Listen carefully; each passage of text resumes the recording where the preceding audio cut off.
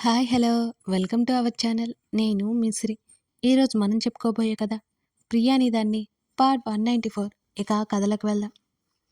అతని మెడలో తను వేసిన చైన్ చూసుకుని చిన్నగా నవ్వి షర్ట్ సరిచేస్తున్నట్టుగా దాన్ని పైకి వేసింది. ఇకరా, ఇక్కడే గంటలు గడిపేసేలా ఉన్నావు అన్నాడు రిషి. నీదనాదా లేట్, నువ్వే లేట్ చేస్తున్నావు. అతని ముంజేతి చుట్టూ చేతిని వేసి అతనితో పాటు కిందకి అడుగులు వేసింది అవని. సమీర ఫ్యామిలీ రిషి అవని ఫ్యామిలీ ఫ్రెండ్స్ తప్ప ఎక్కువ లేరు. అవని తమ్ముడు కూడా వచ్చేశాడు.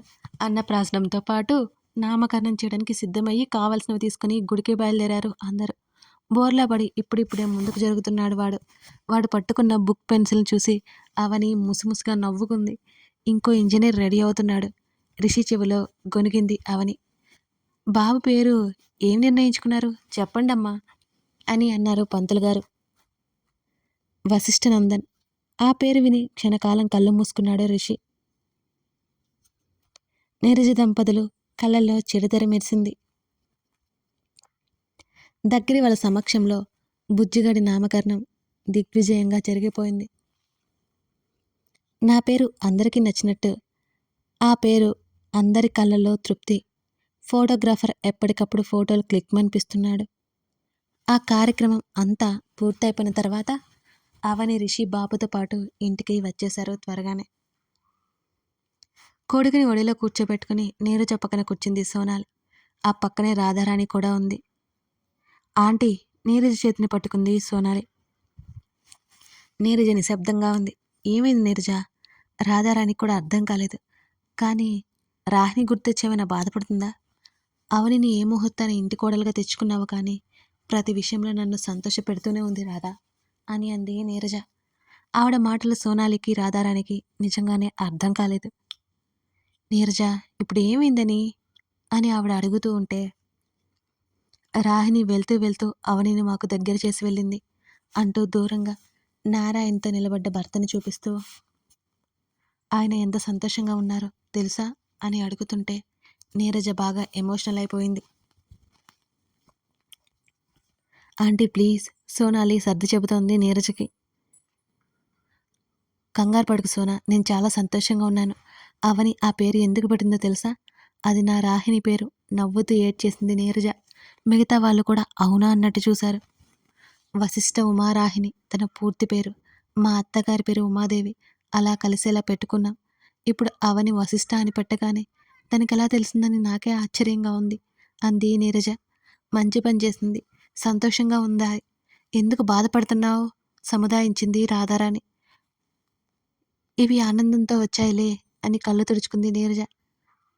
పెన్ డ్రైవ్ ల్యాప్టాప్కి కనెక్ట్ చేసింది అవని. నిద్రపోతున్న బాబుని ఒకసారిగా చూసి రిషి పక్కన కూర్చుంది ఆమె. ఏంటన్నట్టు కళ్ళెగరేశాడు. ఇటు చూడు అంటూ బాబు నామకరణం ఫోటోలు చూపించసాగింది అవని. బుజ్జిగాడిది రిషిది సేమ్ డ్రెస్. ముద్దుగా ఉన్న ఇద్దరిని చూసుకుంటూ తెగ మురిసిపోసాగింది అవని. ఫోటోస్ భలే వచ్చాయి కదా అంది అవని. అవును, ఆ ఫోటోలో సర్వం మరిచి నవ్వుతున్న ఆమెనే చూస్తూ చెప్పాడు అతను. ఇంకా ఎంతసేపు? వర్క్లో మునిగి తెలుతావు అవని కళ్ళు ఎగరేసింది అదన్ని. వర్క్ లేదు, క్యాజువల్గా చెక్ చేస్తున్నా అన్నాడు రిషి. అవును, అత్తయ్య వాళ్ళు ఏదో టూర్కి వెళ్తున్నారట. ఐడియా తమరిదేనా? అదే నా డౌట్. అవును, అయితే ఏంటంట? మనం కూడా హనీమూన్ ప్లాన్ చేద్దామా? ఆమె భుజం మీదకి వాలిపోయాడు రిషి. ఆమె చేతిలో ఉన్న ల్యాప్టాప్ పక్కన పెట్టింది అవని. చా, ఇంకేం వద్దా? ఆమె మాట్లాడుతుండగానే ఆమె ఒడిలోకి అతని తల చేరిపోయింది. ప్రస్తుతానికి అదొక్కటే చాలు అన్నాడు తల ఎత్తి ఆమె ముఖంలోకి చూస్తూ. మరి రిక్కీని ఏం చేద్దాం అని అడిగింది. ఇంకోసార్లు తిక్క తిక్క పేర్లు పెట్టామంటే గుద్దుతా అన్నాడు. రిక్కీకి ఏమైంది? అవని నవ్వింది. నాకు నిక్ నేమ్స్ అంటే చిరాకు, అది అలాంటివి అన్నాడు విసుక్కుంటూ. అబ్బో, తమరైతే పెట్టొచ్చు అవని వెటకారం ఆడింది. ఇప్పుడు పిలిచావంటే ఇక ఇదే అలవాటైపోతుంది అన్నాడు అతను. ఏమీ అవ్వదు, ఎందుకంటే నేనొక్కదాన్నే పిలుచుకుంటా. తమరేం పిలవనవనలేదు, పిలవక్కర్లేదు కూడా. నా కొడుకు నా ఇష్టం. ఆమె మూతి తిప్పుతూ మాట్లాడుతుంటే చిన్నగా నవ్వాడు అతను. మనం ఆ ఇంటికి షిఫ్ట్ అవ్వబోతున్నాం అన్నాడు రిషి. నో, నేను రాను అవని వెంటనే చెప్పేసింది. ఎందుకు? కళ్ళెగరేశాడు రిషి. నాకిక్కడే నచ్చింది. మనం వెళ్ళిపోతే అత్తయ్య వాళ్ళు ఒక్కరే అవుతారు. నీకేమైంది? నువ్వు ఆఫీస్‌కి వెళ్ళిపోతావు. ఇక్కడ అత్తయ్య వాళ్ళకి ఏం తోచదు. అక్కడ నాకు ఏం తోచదు. కాబట్టి నేను ఇక్కడి నుంచి రాను. నీకే వెళ్ళాలి అనిపిస్తే వెళ్ళు. అక్కడే ఉండు. కోపంగా అతని ముక్కు పట్టుకొని లాగింది అవని. సరే అయితే నేను వెళ్ళిపోతున్నా. రేపు నువ్విక్కడే ఉండు అన్నాడు రిషి. ఏంటి నిజమా? కళ్ళు కోడిగుడ్లంత చేసుకుని అడిగింది అవని. యెస్. అతను పెదవి విరిచాడు. ఎందుకు అక్కడికి? ఇక్కడే ఉందాం ప్లీజ్ అతని గడ్డం పట్టుకుని బ్రతిమాలడం మొదలుపెట్టింది అవని. మమ్మీ వాళ్ళు ఇంకా 15 డేస్ వరకు రారు. ఉంటావా ఇక్కడే అన్నాడు. అయితే వెళ్ళి వస్తాం అంతేగా అడిగింది. అన్నాడు. ఇది చెప్పొచ్చు కదా అవని మూతి తిప్పి అంది. నీరజమ్మ వాళ్ళు కూడా వెళ్తున్నారా అని అడిగింది అవని. అవును అన్నాడు. సరే గాని మాధవ్ సత్యవాన్ని కూడా ఈ వీకెండ్ 2 డేస్ అక్కడే స్టే చేయడానికి రమ్మని చెప్పు. ఎలాగో శాంతమ్మ కూడా వచ్చేస్తానంది. సరేనా? కుదరదు. ఏం? అప్పుడు నేను చాలా బిజీ. ఆ? బిజీనా? అంటే ఇంట్లో ఉండవా? నన్ను ఆ ఇంట్లో పడేసి తిరుగుదాం అనుకుంటున్నావా? అవని అతని వైపు కొరకొరా చూసింది. లేదు నీతోనే బిజీ అంటూ ఆమె అరచేతిని ముఖం మీద పెట్టుకున్నాడు రిషి. అవనికి అర్థం కాలేదు. ఏంటి పని ఉందా? అయోమయంగా ముఖం పెట్టినా అవనిని చూస్తూ అవును చాలా ముఖ్యమైన పనులు 1 కాదు 2 కాదు అంటూ ఆమె వైపుకు తల తిప్పి ఆమె బొజ్జలో ముఖం దాచుకుని ఆమె చుట్టూ చెయ్యి వేయగా అతని మీద వీపు మీద ఆమె చెయ్యి తారాడుతోంది. ఆ? అతను చెప్పిన పని ఏంటో అర్థం అవ్వగానే ఆమె నోరు తెరుచుకుంది. తెలియకుండానే పెదవులు విచ్చుకోగా చెంపలు ఎర్రబడ్డాయి. ఏమో లేక ఆమె అక్కడి నుంచి వెళ్ళిపోవడానికి సిద్ధమైంది. ఉండిలా అతని స్వరం కమాండింగ్గా వచ్చింది. సరే సార్ మీరు చెప్పాక ఎలా వెళ్తాను? ఆమె చెప్తుండగానే ఇష్టంగా అలాగే ఉండిపోయి కళ్ళు మూసుకున్నాడు ఆమె ఒళ్ళోనే. రిషి డ్రైవ్ చేస్తుంటే పక్కనే కొడుకుని ఒడిలో పెట్టుకుని కూర్చుంది అవని. అవును రాహిణి ఫౌండేషన్ ఎలా ఉంది? తను వెళ్ళక దాదాపు సంవత్సరం అవుతుంటే అడిగింది అవని. బెటర్ అన్నాడు. వచ్చిన వాళ్ళంతా క్యూర్ అయి వెళ్ళిపోతున్నారా? అతన్ని చూస్తూ అడిగింది అవని. హాస్పిటల్కి వెళ్ళిన వాళ్ళంతా బ్రతకరు కదా. టైం వస్తే ఎవరూ ఆపలేరు. చెప్పాల్సింది డైరెక్ట్గా అతను చెప్పేశాడు.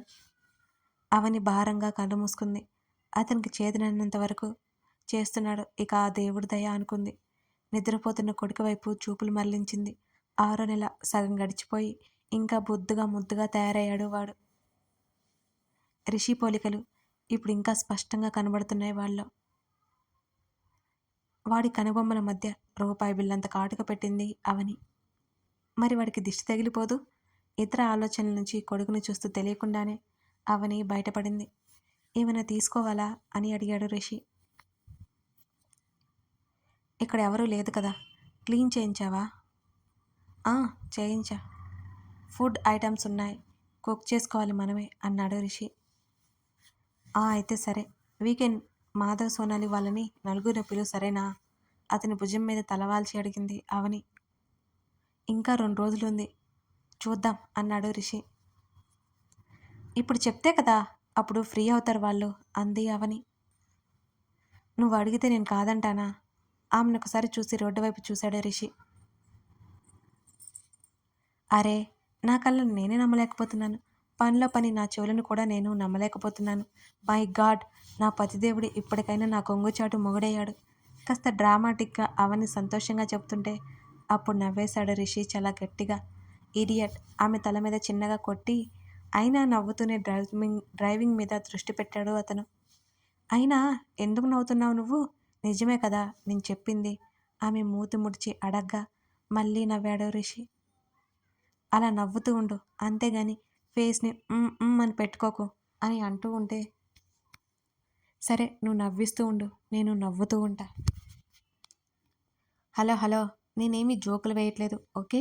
సీరియస్గా చెప్తున్నా నువ్వే కామెడీ చేస్తున్నావు అవని చిరుకోపంగా అంది. అలాగే ఒప్పుకుంటున్నా నువ్వు సీరియస్గా చెప్తున్నావు. ఆమె వైపు చూసి పెదవి విరిచి భుజాలు కదిలించాడు అతను. అదిగో మళ్ళీ వెటకారం చేస్తున్నావు నువ్వు అంది. ఉఫ్ నీతో ఏం మాట్లాడినా గొడవే అన్నాడు అతను నిట్టూరుస్తూ దీర్ఘంగా. ఇల్లు రావడంతో కారు ఆపాడు.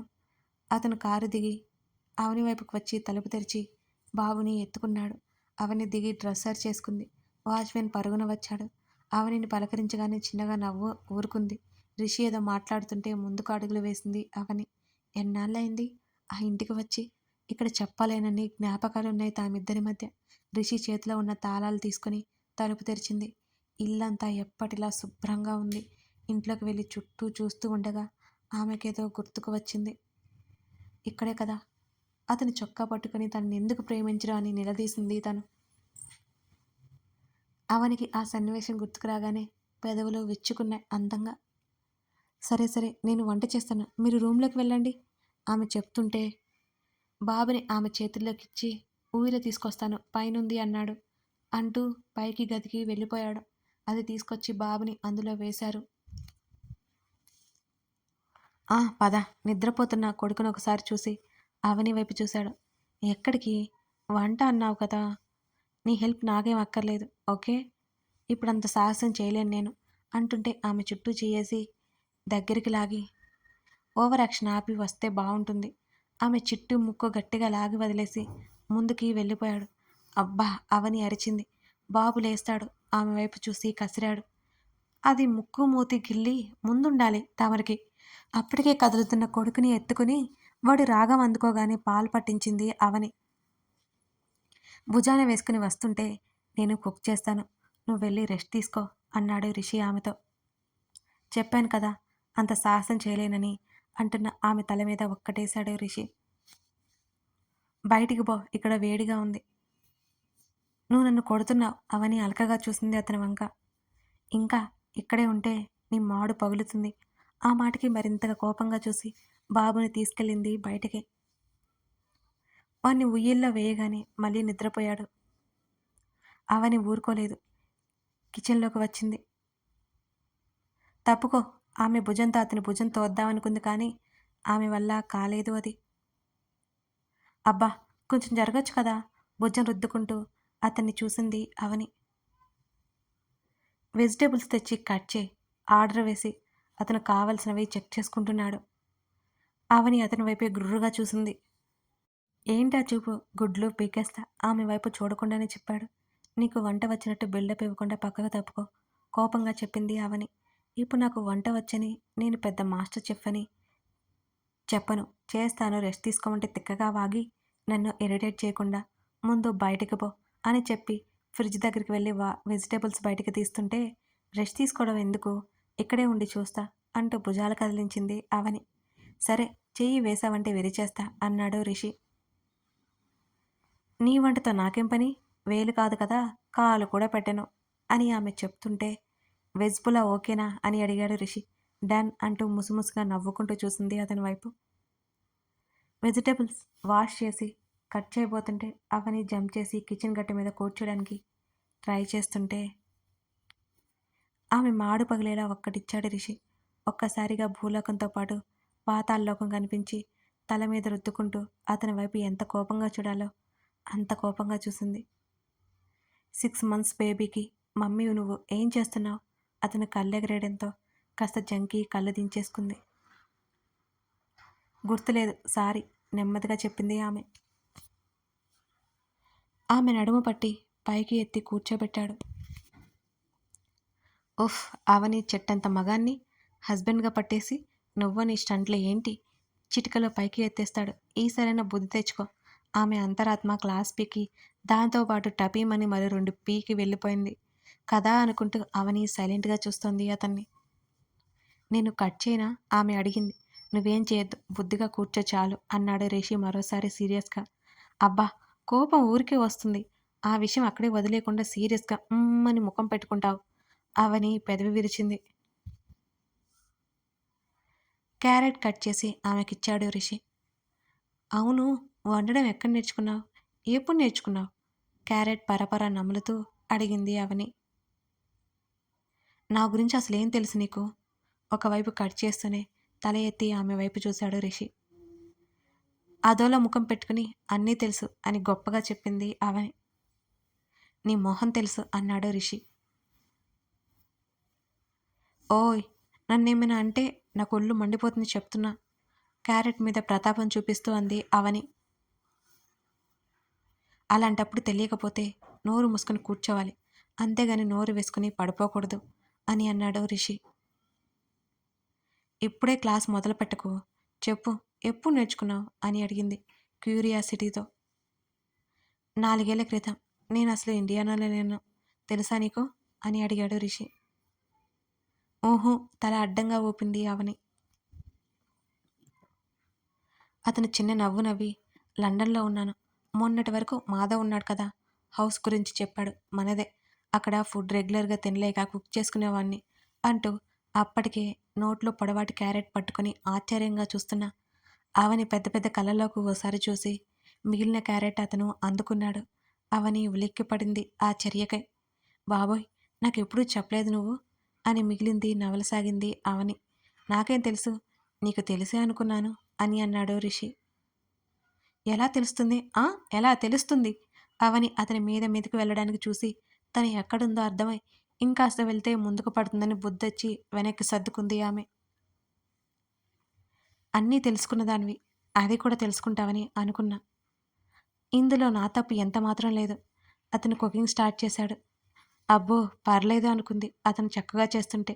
చివరికి రైతా కూడా ప్రిపేర్ చేసి, ఇంకో 15 మినిట్స్లో అది కుక్ అవుతుంది అంటూ ఆమెకు ఇరువైపులా చేతులు పెట్టి ఆమె వైపు చూశాడు రిషి. శభాష్రా అబ్బాయ్ అంటూ అతను భుజం తట్టగానే అతను సీరియస్గా చూశాడు. అవని గట్టిగా నవ్వింది. అప్రయత్నంగా అతను నవ్వేశాడు. భోజనం చేసిన తర్వాత ఏ మాటకు ఆ మాట ఇరగదీస వంట అని కన్నుగీటింది అవని. అతను వంగి సలాం చేస్తున్నట్టు సైగ చేశాడు. అవని స్వచ్ఛంగా మరోసారి నవ్వింది. బాబుని పైగదిలోకి తీసుకువచ్చి లేచిన వాడితో పాటు ఇద్దరు కార్పెట్ మీద కింద కూర్చున్నారు. అవనిని ఆనుకుని కూర్చున్న వాడి కాళ్ళ దగ్గర పడుకున్నాడు రిషి. రిషి ముఖం మీద చేతులతో ఆడిస్తూ కేరింతలు కొడుతున్నాడు బుజ్జిగాడు. అతను కళ్ళు మూసుకొని ఆ సన్నివేశాన్ని అనుభూతి చెందుతున్నాడు. అవని నవ్వుకుంటూ చూస్తూ వీడియో తీయసాగింది సైలెంట్గా. వాడు ముందుకు వంగి తండ్రి ముఖమంతా బోసినోడుతో కొరకసాగాడు.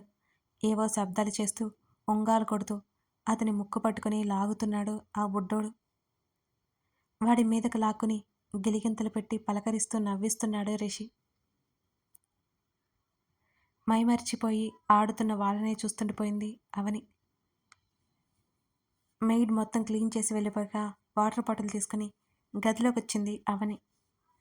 ఆ గదిలో చెప్పలేనన్ని మధురమైన అనుభూతులతో పాటు 1-2 చేదు జ్ఞాపకాలు కూడా ఉన్నాయి. ఆమె గుర్తు చేసుకోలేదు, గుర్తు చేసుకోవాలని కూడా అనుకోలేదు కూడా. కొడుకు మీద వేసుకుని కళ్ళు మూసుకుని ఉన్న భర్తను చూసి బాల్కనీలోకి నడిచింది అవని. తన చిన్న ప్రపంచం, తన చిన్ని చిన్ని సంతోషాలు ఆమె నెమరు వేసుకుంటూ అక్కడే నిలబడి చల్లగాలొస్తుంటే 2 చేతులు రుద్దుకుంది ఆమె. వెనక నుంచి చుట్టేసిన రిషి స్పర్శకి ఒక్కసారిగా వెచ్చదనం ఆమె శరీరాన్ని ఆక్రమించింది. మరింతగా అవనిలో ఒదిగిపోతూ అతని దగ్గరికి జరిగింది.